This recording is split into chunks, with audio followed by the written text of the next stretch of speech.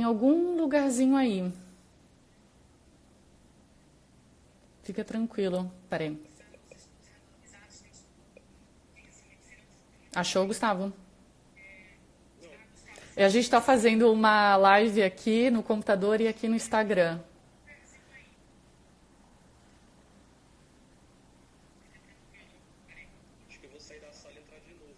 Isso, faz isso. Então tá. E eu assistindo a aula do Dr. Gustavo, né, ele estava apresentando um caso clínico bastante importante sobre um tratamento de um paciente dele na época. E eu acho que veio à tona assim, bastante emoção sobre tudo que eu lia, né, e via médicos no exterior tratando a nutrição como a chave para tratamento do câncer. Eu vi ali um médico apresentando um caso clínico muito bem, assim, com outros tratamentos não convencionais da medicina e mostrando, né, resultado do tratamento surpreendente. E anos depois, agora, né, no ano de 2020, a vida nos uniu, nossos trabalhos nos uniram e cá estou aqui trabalhando na clínica junto com ele, junto com os pacientes. Conseguiu, Gustavo? Ah, então tá. Deixa eu procurar aqui. Ah, a Denise entrou na sala. Oi, Denise.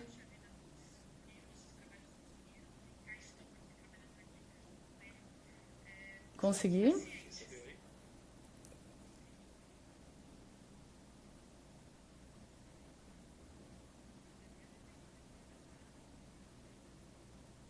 Agora foi. Foi? Então tá, o Dr. Gustavo está entrando aqui. Bem-vindos a todos, pessoal que está aqui. Aê, boa noite, Gustavo. Boa noite. E mais uma tela, que a gente está aqui no computador e no Instagram. Quem vê a gente aqui meio doida, que são duas gravações. Tudo bom? Tudo bem, e você? Oi, Que pessoal. bom. Tudo bom, graças a Deus. Obrigada pelo meu convite, Gustavo. Imagina, é um prazer para mim estar aqui. Que bom, que bom. Então, ao longo né, dessa vida aqui, dando bastante live, fazendo palestra, sempre tem um assunto sobre câncer, né? Eu acho que tem sempre pessoas perguntando, e aí, Karen, como que eu faço para tratar o câncer? E eu acho que hoje a medicina, grande parte da medicina, né? É como se a gente tivesse. Eu vejo dessa forma, né? Me corrija se eu estiver vendo errado. Mas é como mais ou menos a gente leva o negócio para outras coisas, né? A gente trabalha apagando a fumaça do problema, como se fosse um agronegócio. A gente coloca pesticida, a gente apaga com aquela fumaça, apaga com aquela inflamação, mas aquele solo, né? A causa do problema, muitas vezes ele não é bem tratado, né? Não é muito bem trabalhado. E tu, com a tua experiência de vida, eu queria que tu falasse um pouquinho, né, para tu introduzir um pouquinho sobre o teu trabalho. Qual o grande motivo que os pacientes te procuram, né? Porque eu, agora, quando entrei na clínica, eu fiquei apaixonada pela apresentação, assim, do corpo clínico, o quanto todos os profissionais estão integrados com a causa do câncer da pessoa, os diferentes equipamentos que são utilizados, diferentes tratamentos e infinitas possibilidades que vocês apresentam aos pacientes. E a psicoterapia inclusa, a nutrição inclusa, e a fitoterapia, os nutracêuticos. Então eu queria saber em que ponto assim queria que tu apresentasse esse grande diferencial hoje, né, que eu considero a medicina do futuro para a oncologia. Então, eu tenho uma formação muito clássica, né, de oncohematologia. Fiz faculdade de medicina na USP, bem acadêmico, curso. Fiz residência médica em oncohemato, transplante de medula óssea. Então, tive uma formação sólida nessa área, digamos, convencional. E com o tempo, eu fiquei um pouco frustrado com alguns resultados que a gente tinha, com a quimioterapia nos pacientes hematológicos. E não sei dizer porquê, comecei a ter um chamado, uma coisa interna minha, que me fez buscar outros questionamentos, outras formas de ver a doença, né? E aí eu comecei um caminho muito solitário, porque não tem onde você aprender isso facilmente, né? E já são 12 anos que eu estou nessa estrada estudando sozinho, essa visão da oncologia que eu tenho hoje. Então, eu posso dizer que eu tenho o privilégio de ter a visão convencional do câncer e também tem a visão complementar, que é uma outra ótica que a gente tem e que as duas, quando somadas, só traz benefício, né, para o paciente. Uhum. Porque isso que é importante, né, Gustavo? Porque a gente fala tanto sobre qualidade de vida, os próprios médicos falam que a gente tem que mudar o nosso estilo de vida, mas na prática, né? E aí, o que é a mudança de estilo de vida? Né, então, Então, o que a é o... primeira coisa que a gente acha importante hoje em dia é a alimentação, né? É um tema super controverso em oncologia, porque faltam muitos estudos ainda, a gente não tem respostas, a gente tem mais perguntas, dúvidas do que respostas, né? Então a gente tem pistas, a gente tem ideias, a gente tem especulações, mas eu tenho a convicção de que a alimentação é a base da saúde, na saúde e na doença. Então eu sempre prezo pela alimentação. E muitas vezes o paciente que tem câncer, como vários pacientes, não só os de câncer, paciente cardiológico, paciente com doenças autoimunes, eles têm às vezes um padrão alimentar ocidental, de vida moderna, de muito alimento processado, industrializado. Então, por mais que você não tenha evidência ainda direta de que a alimentação tem relação com o câncer, muitas vezes, o mínimo que a gente tem que fazer é propor para esse paciente uma alimentação que a gente considera hoje, em 2020, como saudável. Que isso muda com o tempo também, né? O que é saudável na alimentação muda conforme as épocas vão passando, né? Hoje a gente tem um padrão de alimentação que a gente considera saudável, que a gente sabe como é. Então a gente tem que pelo menos tentar colocar o paciente nesse padrão de alimentação que a gente considera saudável. O impacto disso no câncer, tem alguns trabalhos que mostram já esse tipo de benefício, especialmente com a composição corporal, com o peso corpóreo, né? Muitos pacientes, por estarem com uma alimentação muito ocidental, muito urbana, muito moderna, com muito alimento processado, muito açúcar, muita gordura e pouco gasto calórico, você tem sobrepeso, obesidade, diabetes ou hiperglicemia, né? Resistência à insulina. E vários trabalhos mostram como essas comorbidades, né, cardiometabólicas, elas favorecem negativamente o desfecho do câncer. Então, eu sempre prezo para que o paciente volte ao seu peso normal e, para isso, uma alimentação equilibrada é fundamental. E atividade física. Porque é aquela coisa, né, Gustavo? A gente fala sobre peso, a gente fala muito sobre açúcar, mas eu sinto que ainda é muito... é uma frescura, é besteira, quando a gente está, sei lá, na vida social, está aqui com os amigos, e aí começa a falar sobre alimentação. Esse assunto é um pouco chato, porque a última coisa que a gente quer falar sobre o nosso docinho, sobre a nossa sobremesa. Não que a gente tenha que falar isso num momento de descontração. É gostoso e deixar isso para um momento de descontração, né? Mas também não é que o açúcar, né? E aqui digo açúcar no caso, porque acredito, né, que o que é feito lá na clínica, o foco lá com o paciente é brecar com o processo de inflamação, né? Os parâmetros de insulina têm que ser bem revisados, porque são parâmetros chaves, né? Para detectar o quanto aquela explosão lá dentro do corpo da pessoa. Só que eu vejo que ainda é muito dito como uma grande frescura a gente está olhando para a alimentação, né? Isso em muitas clínicas de oncologia, né? Que tem aquela balinha na saída da sala de quimioterapia e tudo mais. Como é que está isso, assim, para ti na visão da oncologia? A visão dos médicos com a atenção da exposição ambiental que leva ao câncer, exposição nutricional que leva ao câncer. Tu acredita que isso já está sendo olhado com seriedade? Olha, depende da especialidade. Os oncologistas não se interessam muito nessa linha nutricional. Eles não acham que tenha muita relevância e, de fato, não tem trabalho que mostre, por exemplo, que essa dieta ou aquela muda o tratamento do paciente oncológico. A gente não tem esse tipo de trabalho ainda. Então não se tem muito interesse, não se tem resultado em relação a isso. Então, até que se prove o contrário, em termos de trabalho científico, não tem uma dieta ideal para o paciente oncológico, até o momento, né? Então, por isso que eu sempre falo que o mínimo é uma dieta saudável, né? Isso ninguém pode questionar, porque para qualquer pessoa isso vai ser útil, né? Uma dieta saudável. Mas uma dieta específica, uma intervenção mais agressiva para o paciente oncológico, faltam trabalhos para a gente ter esse tipo de afirmação. De qualquer forma, em relação ao açúcar, por exemplo, que o pessoal fala que é frescura, assim, se a gente for pensar em termos de desfecho oncológico, a gente não tem como dizer que o açúcar vai mudar alguma coisa. Não tem trabalho que mostre isso. Por outro lado, a gente sabe que a insulina, sim, pode piorar o desfecho do paciente oncológico. A hiperinsulinemia está bem demonstrado isso, que piora, aumenta o risco de desenvolver o câncer torna-se mais agressivo, recai mais, responde menos à quimio, à rádio.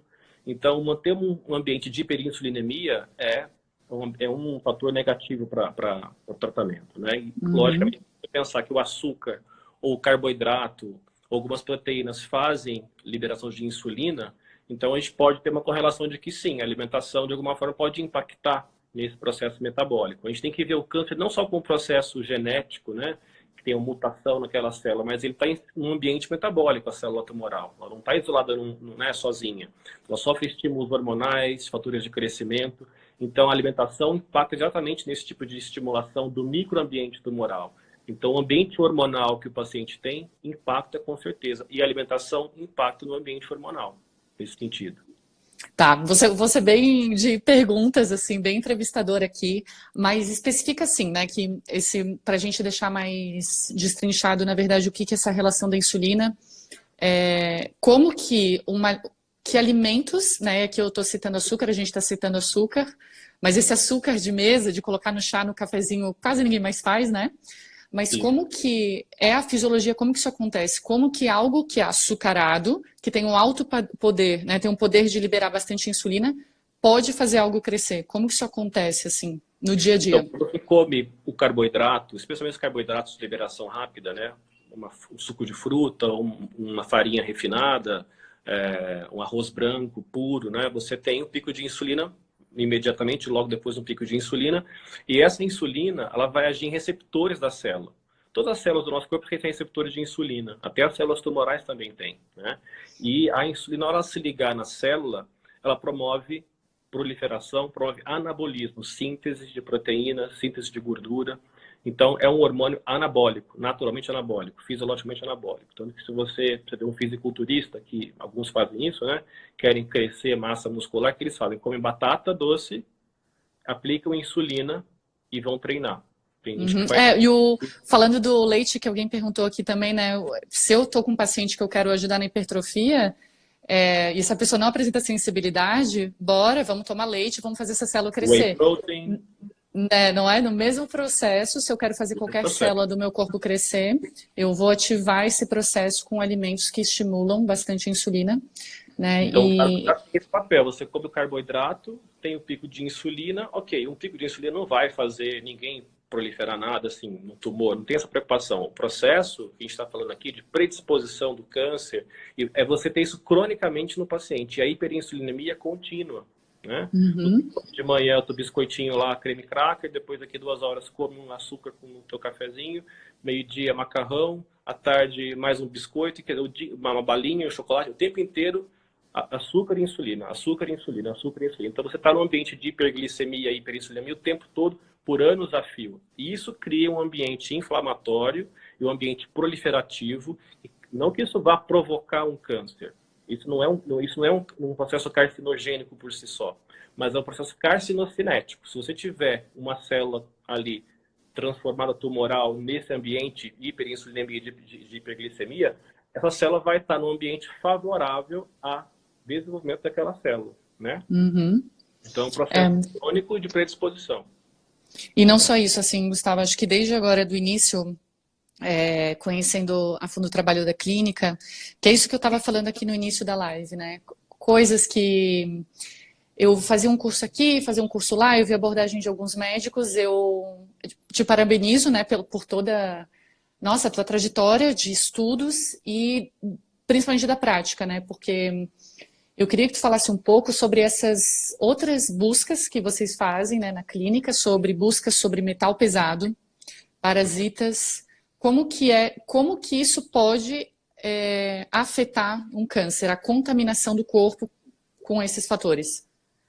Então, a gente sabe, tem vários trabalhos nessa linha já que mostram que, já se sabe isso, né, que as toxinas ambientais, os carcinógenos, né, são causa de câncer. Isso aí já é mais antigo que andar para frente, né, o cigarro, o álcool, antigamente quem limpava a chaminé tinha mais câncer de testículo, foi assim que se descobriu, inclusive, né, que esses componentes de queima, né, são cancerígenos, do carvão, da carne queimada. Então, isso é muito antigo. Já se sabe em medicina que esses poluentes derivados da queima, né, os hidrocarbonetos aromáticos policíclicos, são poluentes que são cancerígenos. Então, dos defumados, o químico, né, as substâncias químicas que são cancerígenas, elas existem. Não é nenhuma novidade isso.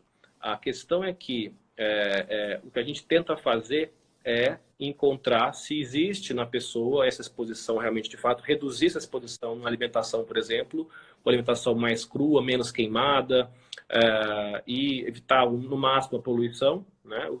Os cosméticos, por exemplo, que você está aplicando na pele todos os dias, mulherada, né, que gosta de passar creme com perfume, creme cheiroso, às vezes o rótulo tem vários produtos químicos que são sabidamente cancerígenos, parabenos, por exemplo. Isso daí você tem que eliminar do estilo de vida da pessoa. Tem que evitar o contato da pele, por exemplo. E o que a gente faz é tentar buscar no paciente oncológico se ele teve ou se ele tem exposição crônica a essas substâncias, né? Algumas delas são cumulativas, né? Esses solventes, os poluentes orgânicos persistentes, os derivados de plástico, os metais pesados, eles se acumulam no nosso corpo e tem uma dificuldade de sair. Por mais que o nosso corpo foi feito para uma alta desintoxicação, né? No como P450 no fígado, ele foi feito para você jogar fora as toxinas. Mas algumas delas, nós não fomos desenhados para receber mercúrio, chumbo, alumínio no nosso sistema, né? Não existia isso quando a gente foi selecionado pela natureza. Então, esses metais se acumulam no nosso sistema e não saem facilmente. A excreção é muito baixa. Logo e a nossa conta não está fechando, né? A gente não está fazendo a faxina suficiente. Exatamente. Então, você às vezes já nasce da tua mãe, se a tua mãe tiver, por exemplo, amálgama na boca, né? A gente já tem trabalho mostrando isso. A amálgama na boca, ela tem absorção de mercúrio, pequena quantidade diariamente, né? Entra no sistema dela, no linfático, na circulação sanguínea, nas células. Então, a tua gestação inteira você vai receber uma carga mínima de mercúrio, baixíssima, obviamente, né? Vai gerar o feto nesse ambiente, ele vai nascer já com uma carga de mercúrio elevada, certo? E na vida dele, quando ele vai ser criança, depois adulto, ele vai continuar recebendo mercúrio do meio ambiente. Mercúrio, chumbo, alumínio, cádmio, arsênio, níquel, quer dizer, os poluentes que a gente tem contato facilmente na natureza. Então, quando você tiver seus 30 anos de idade, 50 anos de idade, você vai ter um nível de tóxico no seu sistema já elevado, né? E aí você tem pacientes que têm uma predisposição, mais sensibilidade maior a isso do que outros têm carga genética que envolve em relação a isso, né? Sensibilidade ao metal pesado. Alguns são super resistentes, você pode ter chumbo até o teto que não acontece nada. Outros com um pouquinho de chumbo, você tem alguma lesão mais fácil nos tecidos. Então, eles devem ter uma sensibilidade individual. E a capacidade de excretar isso também é individual, né? Tem genes que a gente tem que regulam isso. Então, você tem polimorfismos, tem pessoas que são mais... que se desintoxicam mais facilmente, outras não. Enfim, então várias variáveis que estão em jogo. O fato é que o que a gente tenta fazer no paciente oncológico é encontrar qual a carga tóxica que ele tem, né? Porque se você já sabe, tem vários trabalhos que mostram isso, em vários tecidos tumorais, né? Eles pegam, por exemplo, um grupo de pacientes com câncer de vesícula biliar, tira a vesícula biliar, faz análise de laboratório e testa os metais pesados na vesícula biliar daquele paciente oncológico. E pega o paciente de vesícula biliar benigna, que tirou por pedra de vesícula, e compara vesículas biliares cancerígenas, o colangiocarcinoma, por exemplo, ou vesículas biliares de pessoas normais, que não têm câncer.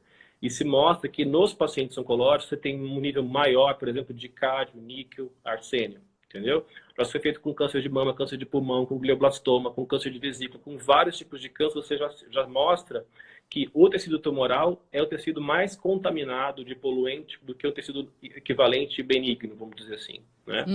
Ora, se então você tem uma ideia de que o tumor, né, o carcinógeno, como a gente já sabe, causou aquela agressão, e ele se acumula na pessoa, ele continua na pessoa, né? Imagina se tem sido mercúrio ou níquel, imagina uma pessoa que fumou a vida inteira, tem nível de chumbo elevado no sistema porque, né, o cigarro tem chumbo, ele tem um teor de chumbo nos tecidos aumentado. Isso provoca lesão, provoca mutações, né, instabilidade genômica. Então, se o paciente tem esse tipo de situação, certo, que provocou, que é a causa, por que não, junto com o tratamento para matar a célula tumoral, junto com a cirurgia, junto com a rádio, por que não, se a gente puder pensar em remover ou baixar a carga tóxica desse paciente, já que essa foi a causa. E se você remove a causa do problema, é uma coisa que, né, faltam trabalhos para mostrar se quem removeu a carga tóxica foi melhor do que quem não removeu. Faltam estudos. Mas se você pensar do ponto de vista de lógica, tudo tem uma causa e você remove aquela causa, teoricamente você imagina que você vai ter um desfecho melhor. No mínimo, para outras doenças crônicas, porque esses metais tóxicos fazem várias doenças neurodegenerativas, autoimunidade, dores, depressão. E aí eu acho que o grande centro, né, do tratamento, falando aqui, focando no tratamento nutricional, são dois assuntos, né? falar para esse paciente, né, que é falado assuntos sobre fígado, né, que é o início de todo o tratamento, né? Trabalhar com o fígado, que é esse cara, que não é à toa que ele é muito grande, a irrigação sanguínea é bastante grande nele, né? Então, se eu tenho um fígado que está bastante gordo, em virtude até da gordura, né? Se eu vou engordando, engordando até o ponto que a gordura fica visceral, né? Ela se acumula lá. Então, essas toxinas estão presas lá. Então, o assunto começa a limpar esse fígado e limpar o intestino e oxigenar o corpo do paciente, né? Trazer oxigênio. A gente fala de detox, né? Que se fala detox. Que na medicina convencional tem um preconceito muito grande contra esse termo detox. Detoxificar, porque, né, primeiro que desintoxicar do quê, né? Nosso corpo, teoricamente, foi feito para se autodesintoxicar. Você toma um antibiótico, daqui 6 horas, tem que tomar a próxima dose. Ele detoxificou aquela dose, o fígado já consegue fazer essa limpeza, né? O teu colon T450 consegue fazer isso. Então, a gente não teria que se preocupar com desintoxicação. O fígado faz isso sozinho, o que é verdade. O fígado é fantástico para isso, né? O problema é que a gente esquece é que a carga tóxica hoje é muito elevada, que ultrapassa, às vezes, a capacidade fisiológica do fígado de fazer isso, primeiro ponto. Segundo ponto, tem pacientes que têm polimorfismos que os tornam com uma dificuldade maior de detoxificar, são os metabolizadores lentos, eles conseguem eliminar essas toxinas com muita dificuldade, polimorfismos genéticos, não são esses pacientes que adoecem muitas vezes muito mais. Então, a gente não pode contar com o fígado deles muito bem, que eles são realmente ruins, são fígados mais fracos. Isso são exames, né, para quem está aqui acompanhando, fazendo muita pergunta que eu estou lendo, esses são exames que são viáveis em clínica, esses polimorfismos são feitos, né, diariamente, né, para saber. Além disso, o detox do fígado depende de nutrientes, muitas vezes. Aminoácidos, de minerais e vitaminas que às vezes estão baixos na pessoa. A gente tem, às vezes, micronutrição, selênio baixo, zinco, metionina baixa, aminoácidos baixos, magnésio. Então, você vai ter uma capacidade de intoxicar o fígado muito menor porque ele não tem nutrientes necessários para fazer esse processo. São todos os processos derivados dependentes de nutrientes. Então, em conclusão, você pode sim ter pacientes que estão intoxicados que não conseguem se desintoxicar facilmente, né? E aí, detox, essa resposta de detox que a gente está falando, tratamento de detox, é você dar um suporte para o paciente, para ele auxiliar a aumentar isso como T450. A gente tem substâncias que fazem isso, medicamentos ou naturais que fazem com que esse fígado consiga aumentar a capacidade de excretar esses poluentes, esses substâncias tóxicas. E que não é um suco detox que vai fazer tudo, né? São fases, leva um tempo, é um trabalho, né? E é uma vida, né? Porque se foi uma vida gerando aquele ambiente, é uma vida transformando um outro ambiente, não é né? tomando um suco verde que você vai conseguir fazer isso. Não é tão simples assim, né? Tomando suco verde vai resolver. Então, toda uma estratégia por trás para você conseguir auxiliar essa pessoa, se ela tiver realmente uma carga tóxica elevada, a ajudar a eliminar isso daí mais rapidamente. Enquanto eu trato o câncer dela convencionalmente, vamos dizer assim, estamos tratando a causa em paralelo. Isso, na minha experiência, quando eu faço isso, o resultado é muito melhor do paciente. A gente tem pacientes que têm prognóstico, às vezes, super reservado, quer dizer, super grave, em que a gente sabe que o prognóstico é de alguns meses ou poucos anos, e que hora a gente associa esse raciocínio nosso de corrigir a causa, eles vão muito melhor, né? Então a gente vê que o resultado deles eles vão muito bem e sobrevivem muito mais às vezes do que a gente estava esperando. Porque você removeu a causa. E toleram melhor a quimioterapia também, né? Muito mais. Isso é bastante significativo, né? Isso que, na verdade, é essa nova medicina, né? Vamos chamar a medicina do futuro, que é a medicina integral, integrativa, individualizada. Porque para cada pessoa não dá para ser o mesmo. Tem os protocolos, né, que são para cada tipo de doença, né, o médico segue, mas os outros tratamentos eles têm que ser muito individuais, né, porque cada pessoa estava exposta a um ambiente específico, né. E a dúvida que não quer calar, que eu estou olhando aqui, eu sei que todo mundo quer saber, conta um pouquinho sobre a visão do jejum na oncologia. Qual a tua opinião? É um assunto muito legal, né? É super novo, né? Eu acho que a gente tem um caminho, um campo aí para estudo maravilhoso, que é o do jejum. Nós temos alguns trabalhos saindo já. Um que me chamou bastante atenção foi de 2015, do British Medical Journal, o BMJ, e que ele publicou, foi um relato de caso de um médico americano. Ele publicou um caso de uma paciente com linfoma folicular, estádio 3, ela tinha linfonodos nas axilas, pescoço, na região abdominal, E nesse tipo de linfoma, a gente pode não tratar de cara esse paciente. Não é obrigatório que tem que tratar, fazer quimioterapia. O linfoma folicular é um linfoma indolente. Então, se o paciente estiver bem, não tiver nenhum sintoma, tiver apenas os carocinhos, a gente pode observar por um tempo, tá? Não é obrigatório tratar logo de cara. Então, esse era o caso dela. Ela tinha um linfoma folicular, não precisaria fazer quimioterapia, ela precisaria só observar até precisar tratar uma hora, né? Então, ela tinha esse tempo de observação aí. Ela falou assim, bom, já que eu não tenho que fazer nada com o médico lá da oncologia, quero fazer alguma coisa diferente, para ver se eu já faço alguma coisa por mim mesma, né? Não quero perder tempo. E procurou esse médico nos Estados Unidos, que é uma referência lá na parte metabólica aí, ele propôs para ela fazer jejum de água. Ela só podia tomar água destilada o dia inteiro, né? Lógico que eu não estou aqui indicando para ninguém fazer jejum de água, nós estamos debatendo ideias aqui, né? Não estamos fazendo consulta médica. Então, isso está publicado, foi um estudo que foi feito. Então, ela tinha uma supervisão médica diariamente, ela era vista, examinada todos os dias pelo médico, e ela tinha um sobrepeso, né? Então, ela tomava água durante o dia todo, e a meta era tomar por 10 dias, fazer 10 dias de jejum de água. E chegou no 10º dia, 14º dia, foram 2 semanas que ela tinha proposto, então foram 2 semanas. 14º dia, ela notou que estava com um carocinho mais baixo, o linfonodo dela aqui, que tinha linfoma mais baixo. Ela falou assim para o médico, olha, eu não estou passando fome, estou emagrecendo, estou bem, estou me sentindo super disposta. Vamos esticar mais uma semana, fazer 3 semanas de jejum de água? O médico falou assim, vamos fazer, deixa eu te acompanhando, vamos fazer. Que coragem, né? Coragem dela. Lógico que isso a gente indica esse tipo de coisa. A gente não, né? Ele indicou porque ela tinha sobrepeso, tinha reserva de gordura para fazer isso. Se eu for fazer isso, eu acho que eu morro no 2º dia, que eu não tenho reserva para fazer, eu sou magro, né? Então, assim, ela tinha capacidade de fazer isso. Então, ela fez 3 semanas de jejum de água. E ela fez depois uma realimentação, que depois de 3 semanas de jejum, você não sai comendo normalmente, você tem que fazer uma realimentação aos pouquinhos. Dieta líquida, dieta pastosa, você vai voltando aos pouquinhos a comer, né, os alimentos. E ela migrou do jejum de água para uma dieta vegetariana, né, na sequência. E depois de 2 meses, foi feito um PET scan dessa paciente. E ela estava em remissão completa. Todos os sintomas que ela tinha do linfoma tinham desaparecido, né? E isso é publicado. E ela depois tem um follow-up de 3 a 4 anos e ela continua até hoje em remissão. Ou seja, a gente pode dizer que ela está quase, né? Falta um pouquinho mais, mas para dar 5 anos, mas ela pode estar curada do linfoma. Se não está curada, teve remissão completa com o jejum, quer dizer, é uma coisa inédita no mundo. Foi o primeiro caso que mostrou que o jejum teve esse poder de tratar o linfoma dela, né? Nunca tinha tido esse tipo de relato antes. Então, eu fiquei maravilhado de ver esse tipo de resposta. Porque a gente fica discutindo, né? O que o paciente deve comer, dieta isso, dieta aquilo. Às vezes é o que ele deve não comer, né?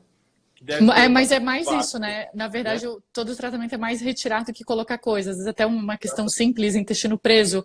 Bota chia, bota linhaça, bota psyllium. Às vezes é muito mais. Tira coisa que é o que está impedindo, né? Simplifica, né? E o jejum, né, para quem ainda... Acho que ainda tem gente com essa visão um pouco preconceituosa, porque o jejum, infelizmente, né, agora nos últimos tempos, veio como o jejum uma questão de sofrimento, mas isso sempre foi feito, né? Os bichos fazem. Você veja que a minha gata come uma besteirinha ali do lixo, ela não vai querer correr para o médico, ela não vai querer enfiar outras coisas pela goela abaixo, ela vai limpar o organismo dela. Então, todos os bichos têm essa sabedoria interna que a gente leva um tempo para metabolizar tudo o que aconteceu. Principalmente se eu como coisas que não me fazem bem, né? Então, às vezes, eu sinto assim, às vezes a pessoa costuma perguntar, como é que você acorda? Ah, acordo meio enjoada, acordo meio lenta. Quando a pessoa começa a praticar o jejum, que não é nada muito extravagante, simplesmente é comer coisas saudáveis e dar um respiro de 14, 16 horas sem comer, pronto, você faz o que o seu fígado precisa estar fazendo, que é um período noturno essencial para descansar, né? Esse cara é um grande funcionário, que ele tem um shift, né? Ele trabalha naquele horário, se tu der mais trabalho para cima desse cara, ele vai ficar cansado.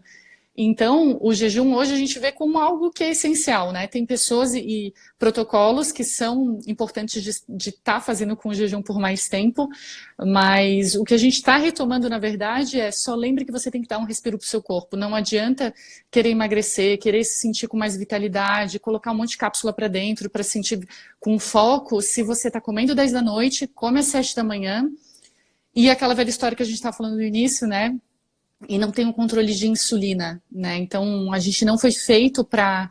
A gente, inclusive, o nosso corpo se protege muito bem com o açúcar, ele se protege muito bem com a gordura, que a gordura é um tecido físico, tecido de proteção tanto físico, né, quanto metabólico. Então, a gordura ela vai acumulando isso. E aí, por isso que é importante, que eu acho sensacional. Antigamente, eu tinha que pedir para minha mãe ir para os Estados Unidos trazer na mala um desodorante, trazer uma base que eu queria. E hoje a gente já está cheio de loja aí com marcas orgânicas, porque a grande questão é que essas químicas que a gente tem acesso, elas se acumulam nas nossas gorduras, principalmente onde tem gordura são as nossas glândulas também, né? Então, quanto mais... Eu acho isso tão simples. Gente, tanta maquiagem boa, absorvente, no caso aqui da mulher, né? A gente tem bastante acesso a shampoo, absorvente menstrual, que o contato é direto, comida orgânica, hoje nas grandes cidades, graças a Deus está mais fácil de encontrar. E eu acho que começando pouquinho a pouquinho, né? Que, meu Deus, agora eu vou comprar tudo orgânico, orgânico é caro, como é que eu vou fazer? Cara, se você come banana e brócolis todo dia, então faça orgânico, pelo menos o que você come por mais, assim, né? Quantidade. Então, reduzir a carga tóxica, né? O contato com os poluentes. O primeiro passo é você evitar o contato. Porque, como você falou, é bioacumulativo, né? É muita coisa, não é uma maquiagem que vai fazer você... Mas é tudo que a gente tem, né? Desde o intraútero até a vida inteira, você tem... Não é impossível você ficar sem contato com esses poluentes. É impossível. A gente não mora numa bolha. A gente que mora aqui em São Paulo, se você está vivo, você está se intoxicando pela poluição que a gente tem aqui no ar. Então, é impossível você estar sempre isento disso. Mas se puder controlar o contato do dia a dia com os cosméticos, com maquiagem, que a gente sabe que tem componentes químicos que são tóxicos. O pós-barba, né? um monte de coisa, perfume, tudo, né? Muito perfume. O perfume eu quase não uso mais hoje em dia. Uso para ver Deus, sabe? Por uma reunião super eu vou para um perfuminho. No dia a dia eu não coloco mais. Mas às vezes eu entro no Uber, né? Daí vem aquele cheiro de eucalipto, as essências. Tudo de limpeza em casa, com floral, cheiro de flores. Realmente, esses odores são muito tóxicos. Não são naturais, são todos sintéticos e artificiais, né? O aroma de um óleo essencial natural é outra coisa, né? Nós estamos falando desses cheiros que são todos de limpeza, que são os perfumes normais que a gente tem por aí, que não são todos sintéticos, né? Uma parte das vezes. Não tem odores muito fortes. Então, reduzir o contato é importante. E aqueles que o contato é inevitável, então a gente pode ajudar você a eliminar esses poluentes que acabam entrando no nosso sistema, né? E Gustavo, isso também, né, que a gente escuta muito, assim, lê bastante em revista, que a cura do câncer está no nosso microbioma. Como é que é feito isso na prática? O olhar do microbioma sobre o câncer, sobre a nossa microbiota. Esse é um assunto que eu gosto muito de estudar, né? E a gente também não sabe muita coisa do microbioma. A gente tem o microbioma do intestino, da boca, né? Que é o que a gente mais fala, né? Que da pele, que é um dos reservatórios de micróbios que a gente tem no nosso sistema, que são reservatórios normais. Então, está cheio de bactérias, vírus e parasitas na boca, na pele e no tubo digestivo, né? E vários trabalhos mostram como que o microbioma impacta na produção do câncer, né? Na produção de energia, nas rotas hormonais, né?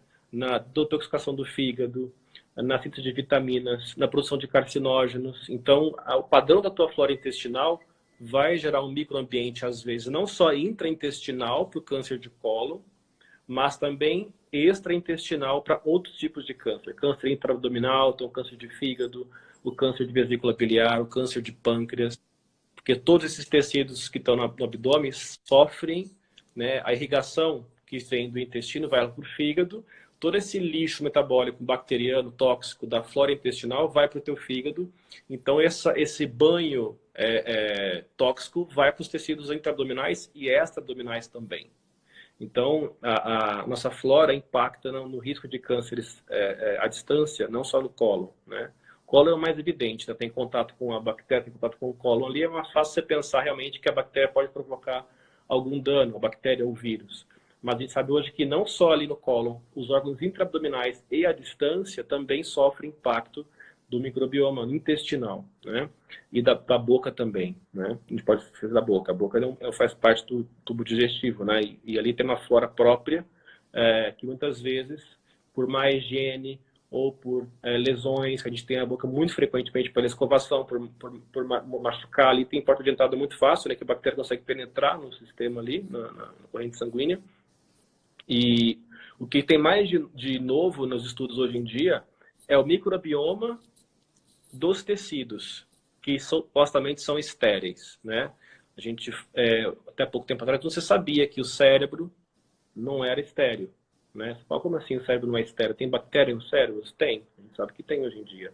Tem vários trabalhos que mostram isso, né? Tem bactérias e vírus morando nos nossos vasos sanguíneos, nas artérias, nos músculos, nas articulações, nas cartilagens. Então, a gente não é limpinho por dentro. Não tem bactéria só no tubo digestivo e na boca. Esses micróbios, né, estão por toda a parte dos nossos tecidos, né? E esse microbioma dos tecidos também tem relação com câncer, né, que a gente chama de oncobioma. Você pegar um tecido tumoral e pôr no laboratório, analisar as assinaturas de DNA desse tumor, você vai encontrar sequências de genes de diferentes patógenos diferentes. Como que eles foram parar lá, né? Então, hoje, por tecnologia de microchip, que eles falam que eles conseguem testar diversos patógenos, você encontra uma infinidade de germes, de material genético de germes nos tumores, e que não é contaminante, né? Você pega um tecido normal da pessoa, não tem aquilo lá, e o tumoral vai ter. Então, esse microbioma cada vez mais discutido também interfere na produção do câncer. Então, a mama tem o próprio microbioma nas glândulas dela, entendeu? O cérebro também tem. E essa interação micróbio, certo? Patógeno, vamos dizer assim, né? Com toxina ambiental, certo? Essa combinação cria um ambiente inflamatório, tóxico, certo? E aquela célula que está ali naquele processo vai sofrer agressão inflamatória crônica. Uhum. Lógico que estamos falando de micróbios. Como é que meu cérebro tem micróbio se eu não estou com uma meningite, não estou com um abscesso cerebral? Meu coração não tem inflamação, não tem abscesso no músculo. Nós estamos falando de bactérias dormentes, tá? O que os trabalhos mostram é que existe um microbioma, sim, não só tecidos, mas também no sangue circulante. Nosso sangue não é estéril, certo? Tem uma carga de bactérias que está sempre circulando, que vem da boca, que vem do intestino, e que estão em taxa proliferativa super baixa ou zero. Não prolifera nada. Eles estão quase que dormindo, essas bactérias. Elas não criam alarme no sistema imunológico, certo? Se você tivesse com a bactéria multiplicando de verdade, você estaria em sepse. Uhum. É o caso aqui. Nós estamos falando de microbioma dormente. São bactérias que estão ali com uma taxa metabólica baixíssima, certo? Então, ela não causa inflamação de alto grau, causa inflamação de baixo grau. Então, essas bactériazinhas morando nos tecidos e no sangue, junto com toxinas ambientais, cria uma sopa, um microambiente inflamatório que cria um ambiente hostil, e aquelas células que estão ali naquele ambiente acabam sofrendo dano. É assim que o câncer se desenvolve: carcinógeno, radiação, vírus, bactéria, imunológicos. Então, a gente já sabe que isso acontece. É que está sendo mais refinado, a gente com um conhecimento mais novo, e a gente vê que realmente você pode ter interferência de patógenos o tempo todo na pessoa. Por exemplo, citomegalovírus, o CMV, é um vírus altamente cancerígeno, certo? E imunodepressor. Quem tem esse vírus tem esse problema. Esse é um vírus que não sai da pessoa nunca mais. Ele não tem o vírus do herpes, né? O Epstein-Barr, citomegalovírus. São vírus de moradia crônica na pessoa. Você está em contato com aquilo lá, né? Ele vai fazer uma viremia inicial, vai fazer uma doença aguda muitas vezes, até assintomática muitas vezes, vai baixar a carga dele, vai ter reservatórios no corpo, no sistema linfático, nos linfonodos, nos monócitos, entendeu? No cérebro. Fica lá em quantidade baixa, certo? Dormente, latente, mas provocando dano silencioso, lento, dia após dia. Os ambientais, o vírus, a bactéria que está lá, provoca um dano silencioso, e isso vai provocando o processo cancerígeno a longo prazo, né? E aí é um somatório de coisas, né? E por isso que, como existe essa casa, né, grande, o microbioma, ali a casa maior é o intestino, que algumas pessoas estão falando, eu estou pensando aqui, né? E o leite, o glúten, cada pessoa tem a sua sensibilidade específica, né? Tem pessoas que leite, tá tudo certo, tem outras pessoas que têm a genética, o tipo sanguíneo, ou a vida ambiental apresentou sensibilidade, mas quando a gente descobre alimentos que não nos fazem bem, a gente melhora, né, esse sistema de defesa, né? A gente melhora aquela barreira da mucosa e a gente Porque consegue essas desintoxicar e tudo. bactérias, as bactérias que estão, o vírus, as bactérias e parasitas que estão no sangue ou nos tecidos, isso chama-se atopobiose, né? A disbiose é um termo que a gente já conhece, que é a disbiose intestinal, da boca, que é padrão de flora alterado. Atopobiose, do grego atopos, fora de lugar, né? É o bioma fora de lugar. As bactérias que estão nos tecidos, como eu falei, no sangue e nos tecidos. As bactérias que estão nos tecidos e no sangue vêm de onde? Do intestino e da boca. Aí no intestino consegue entrar na circulação, porque tem lesão, às vezes, do intestino por alergia alimentar. Leite, glúten, oleaginosa, depende de cada pessoa. Né? E o corpo apresenta sintomas, né? Muitas vezes, eu tenho só uma candidíase, eu trato com medicação. Isso já é um princípio básico que existe uma disbiose ali, né? Se a cândida apareceu, se um funguinho apareceu, é porque já estava ácido ali, ela já está fazendo filhote, está fazendo a festa, né? Outra coisa que também que estão falando, perguntaram, relação sobre dieta cetogênica, a melhor que tem para tratamento de câncer, e falando mais a carne incentiva ou estimula, acho que foi isso, né? Estimula mTOR? Sim, a carne também, Olha, proteína. A dieta Pode cetogênica, a cetogênica, ela tem um racional, ela tem uma lógica muito legal de existir, né? Que seria qual? Você fazer uma dieta com baixíssimo teor de carboidrato, de amido. Então você come proteína, gordura, que dão saciedade, e não come carboidrato, certo? O que você consegue com isso? Baixar drasticamente a insulina e IGF-1, que são, como eu falei, hormônios proliferativos e anabólicos, que a gente não quer nesse momento. E baixa a mTOR, que é uma via proliferativa da célula. Então tem um racional. Você gera corpos cetônicos, uma quantidade cetogênica, que as células normais conseguem consumir, as células tumorais não. Que é uma via de energia para o corpo, né? Então o corpo ele deixa de usar energia de glicose e usa energia da gordura. Exatamente. Sim. Então tem um racional, tem uma lógica por trás interessante, porém faltam estudos. A gente não tem ainda estudos que mostrem que quem seguir essa dieta vai ter melhor desfecho. Esses estudos estão em andamento hoje em dia. Tem gente fazendo esse tipo de análise, mas a gente não tem ainda como fazer como regra geral. Gente, a dieta padrão para câncer é a dieta cetogênica. Não tem como a gente fazer isso ainda. Então eu sou muito, assim, eu não fico forçando fazer isso. Não, a gente não sabe qual é o efeito disso. Até porque a pessoa tem que se entupir de carne para poder seguir a cetogênica.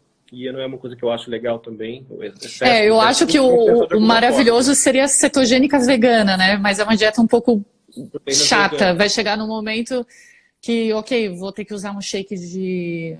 É difícil, até uma proteína de ervilha, ela vai ter vai estimular bastante a insulina, né? Mas a cetogênica com menos carne possível seria maravilhoso, né? Porque cetogênica é comer mais gorduras, na verdade, né?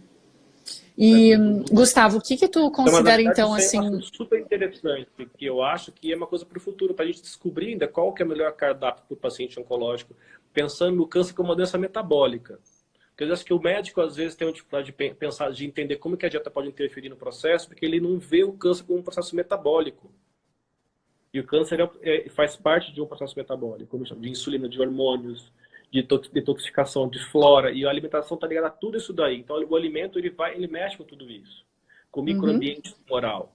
Né? E na verdade entender em que ambiente a pessoa está, né? Eu sou uma pessoa que eu estou agora passando por esse tratamento e tive por anos essa alimentação X que está gritando, né? Que é uma alimentação inflamatória.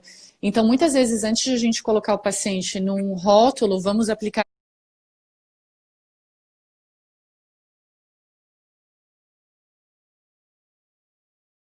a dieta cetogênica, vegana, o jejum de suco verde, é entender que existe o estilo de vida pessoal daquela pessoa, né? Tem coisas que, na conversa, facilmente a pessoa já entendeu, e ela já sabia que aquele alimento estava acumulado no corpo dela, né? Mas tem certas coisas que não dá para a pessoa colocar a pessoa num rótulo, porque ela vai ter que ir para casa, ela vai ter que enfrentar com essa geladeira nova, com a família fazendo birra com essa alimentação nova. Então, às vezes, uma pequena troca, porque às vezes a gente fica, qual que é a melhor alimentação para tratamento de câncer? Na verdade, é começar retirando o que está mais evidente, né? A toxina maior para aquele corpo. Pode ser desde a sensibilidade alimentar dela, um alimento inflamatório, um medicamento. E aí se vai trabalhando primeiro com as retiradas, para depois o próprio paciente falar, gente, eu estou com muito mais saúde que antes. Até o ponto que é muito comum, né? A pessoa vê assim, fez todo sentido o câncer passar pela minha vida agora, eu precisava mudar. Porque envolvia espiritualidade, envolvia psicoterapia, a psique envolvia tudo, né? Mas não existe um rótulo, né? Não tem esse segredo. Não existe dieta padrão. Acho que tem que você falou, tem que ouvir o paciente, o que ele está afim de fazer, o que ele gosta de fazer, até o limite onde ele quer ir. Tem paciente que adora dieta vegana. Ok, vamos seguir esse lado. Você quer testar isso daí para você? Né? Tem que seguir o que o paciente está afim de fazer, o que ele tem vontade de fazer. Eu ouço muito o que o cliente quer fazer. Mesmo sabendo que a gente não tem respostas ainda, a gente tem que enquadrar ele numa alimentação saudável de alguma forma. Né? Não dá para ficar comendo doce o dia inteiro e hambúrguer, que a gente sabe que isso não é legal. Então, de alguma forma, tem que enquadrar. A gente vai seguir qual o caminho?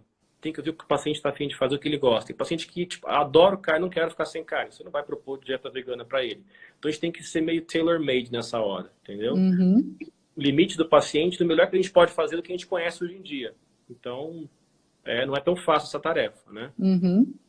E, Gustavo, assim, para ti que já trabalhou em muitas partes do mundo e tem muito contato com o exterior, eu gosto muito, assim, eu sou extremamente patriota. Eu acho que a nossa área da saúde ela é muito para frente, né? Por exemplo, sei lá, se eu vou estudar nutrição, eu fico, gente, às vezes não faz nem sentido ir tanto para fora, sendo que a gente tem muito estudo aqui, né? França é muito forte, Estados Unidos é muito forte em nutrição.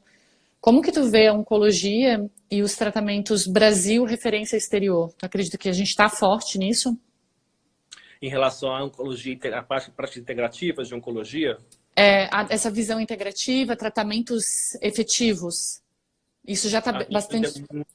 A gente é muito devagar aqui ainda. Muito devagar. Os países que estão mais avançados nisso são a Alemanha, a Suíça, os Estados Unidos. É onde eu mais aprendo e aprendi conceitos por nesses 3 países. Né? A Alemanha é bastante para frente até a questão, né, dos fitoterápicos, né, o orgânico, eles são sensacionais, né? Sim, isso é super respeitado, né? Esse tipo de prática médica é valorizado e a gente no Brasil já está ainda meio devagar, né? Estamos começando agora, tem poucos médicos que fazem, que estudam, tem muito preconceito, então é um caminho longo ainda a ser percorrido. Bem, eu estou olhando aqui de novo, perguntaram um pouquinho sobre vitamina D. Que tu poderia falar sobre isso? E até porque agora tem voga em relação ao coronavírus. Então fala um pouquinho disso, que eu sei que tu deve estar um pouco pisando em ovos, né? Mas comente sua opinião da vitamina D, assim, para o coronavírus, você disse? A sistema imunológico, né? Câncer. Se quiser comentar sobre o vírus também. Ela não é uma vitamina, né? É um hormônio, como todo mundo já deve saber, você falou isso bastante, né? Que tem um papel importante na imunidade. Né? Várias células imunes, várias células do corpo têm receptor para vitamina D. Então, ela faz parte do nosso desenvolvimento imunitário. Né? Vitamina D tem trabalhos que mostram que ela teria um papel preventivo em alguns cânceres. Isso é controverso. Tem trabalhos que não mostram isso. Assim, em relação ao coronavírus. Tem trabalhos que mostram que a vitamina D protege contra infecções virais em geral. Não tem nenhum trabalho que mostre coronavírus, Covid-19 e vitamina D. São vírus tão recentes que não tem nenhum estudo em relação a isso ainda. Mas tem uma meta-análise recente, 2016, se não me engano, que saiu. Meta-análise para quem não sabe, é um tipo de estudo que pega vários estudos, junta numa coisa só e faz uma análise estatística global. Então, para a gente que trabalha com trabalho científico, é um trabalho que tem um peso muito grande, porque ele compilou vários outros trabalhos num só. Né? Então, uma meta-análise a gente para ouvir, porque tem um peso estatístico muito grande, geralmente, quando ela é bem feita. Né? Essa da vitamina D, ela mostrou que a vitamina D reduz a probabilidade de infecções respiratórias em pessoas, de forma geral, certo? Isso foi mais evidente em quem tinha vitamina D muito baixa no sangue. Quem tinha vitamina D um pouco mais alto normal também protegeu mais, mas não foi tão evidente quanto quem tinha baixa. O que faz sentido, né? Você está bem carente, quando você repõe, você tem um benefício muito grande. Se você não está tão carente assim, o benefício é mais marginal. Mas todos tiveram benefício. O trabalho foi bem conclusivo de que a vitamina D teria esse papel preventivo para infecções respiratórias. Isso inclui criança com pneumonia, gente com enfisema pulmonar, resfriados, influenza. Então, eles compilaram vários tipos de infecções respiratórias e, no global, veio que a vitamina D protegeria nesses casos. E, curiosamente, o que esse trabalho mostrou é que, para ter proteção anti-infecciosa, você tinha que usar a vitamina D de forma diária ou semanal, certo? É essa dose realmente de prevenção que se faz no dia a dia. Porque tem gente que vai no médico uma vez por ano e toma, sei lá, uma paulada de vitamina D, né? Uma vez por mês, uma vez cada 6 meses, uma dose muito alta, né? Enche o tanque muito rápido e depois não toma mais nada. Esses boosts, né, que a gente fala, essas doses de carga que a gente faz de vitamina D, não protegeram contra as infecciosas. Até às vezes piorar. Tem alguns trabalhos que mostram até piora, né, de fraturas, de proteção da vitamina D em relação à fratura, à osteoporose. Então, o ideal, a gente pensou em prevenção, segundo esse trabalho que publicou, o ideal é que você faça realmente um trabalho preventivo de uso diário mesmo, né? Então, a pessoa está É a mesma questão, acho que de outro... Desculpa, finaliza. Tem esse desespero da vitamina D com o coronavírus. Primeiro que a gente não tem trabalho que comprove que o coronavírus em si, você tem essa proteção com a vitamina D.